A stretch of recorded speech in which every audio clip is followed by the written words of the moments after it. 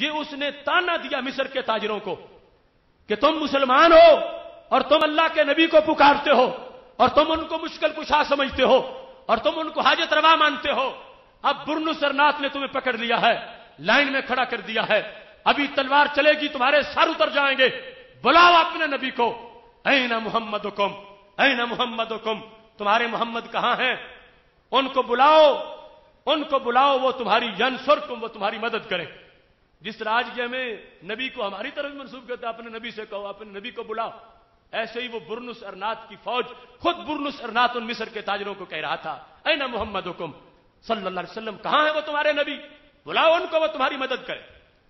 اس کے بعد اس نے تلوار چلائی اور ان مصر کے مسلمانوں کو شہید کر دیا.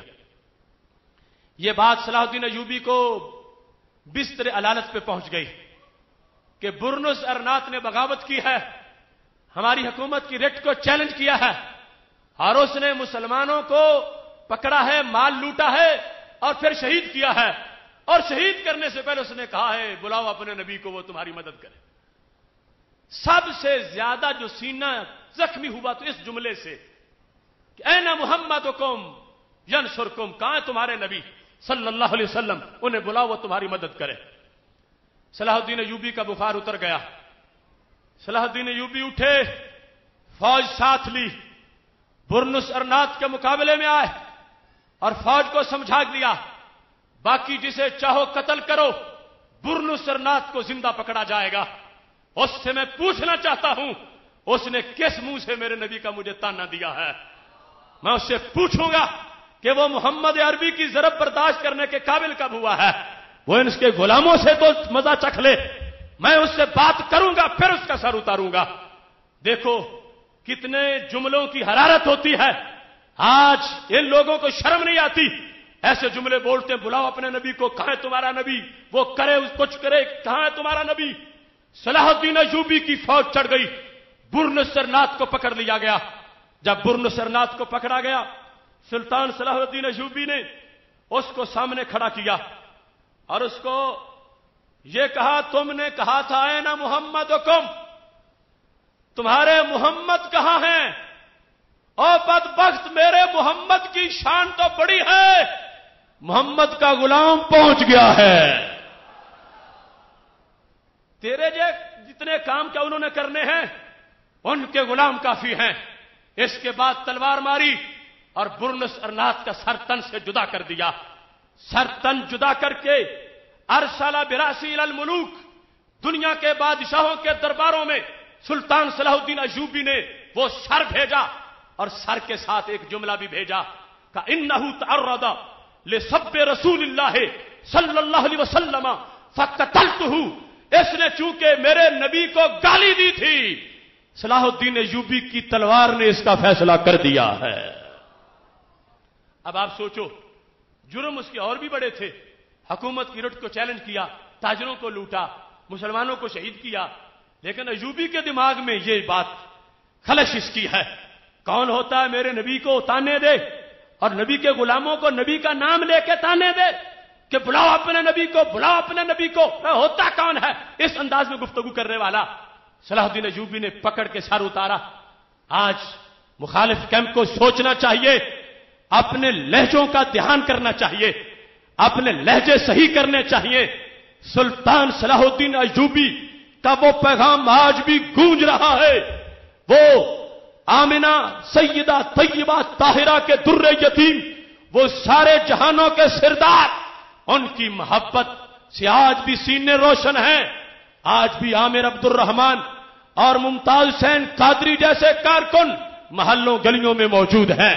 اس واسطے سید عالم نور مجسم شفیع معظم صلی اللہ علیہ وسلم کی عزت و ناموس کا یہ تقاضا ہے کہ آپ کے بارے میں گفتگو کرتے ہوئے لہجے کو بہت اچھے انداز میں رکھا جائے اور بہت ہی اچھے انداز سے گفتگو کی جائے اور یہ سارے آداب پیش نظر رکھے جائیں.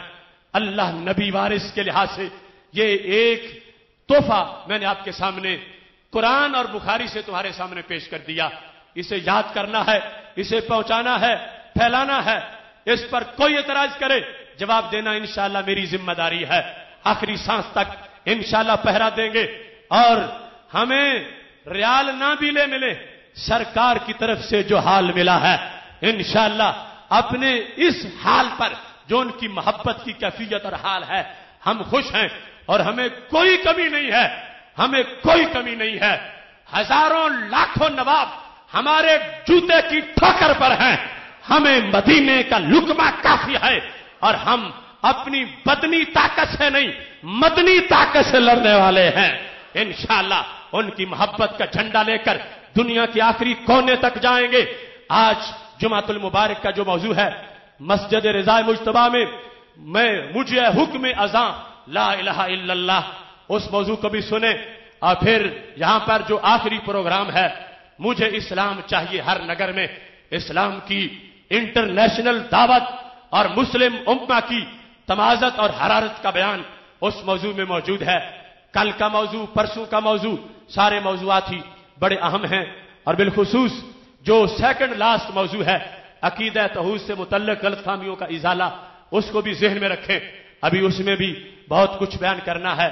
ہمارا کوئی جرم نہیں، ہمارا کوئی ستم نہیں، ہمارا کوئی ظلم نہیں، ہم نے صرف قرآن و سنت کی بات کی ہے، اور ہر ماحول میں کی ہے، اور ہر قسم کے گمبھیر حالات میں کی ہے، اور انشاءاللہ یہ ڈیوٹی ہے اللہ کی طرف سے اپنے بندوں پر جو عائد کرتا ہے، اس کو اس کی توفیق سے نبھانا ہے۔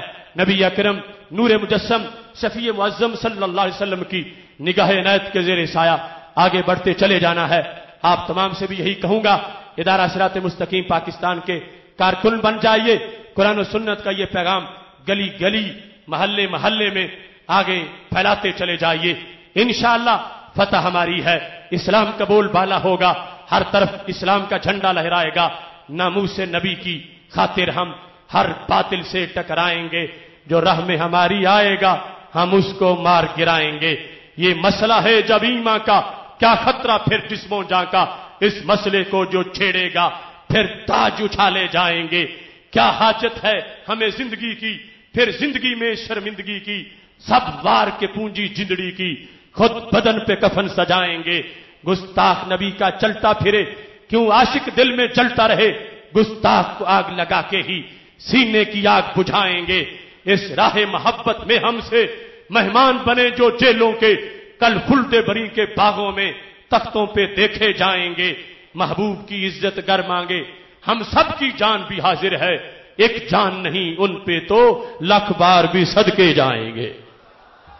وآخر دعوایا ان الحمدللہ رب العالمین۔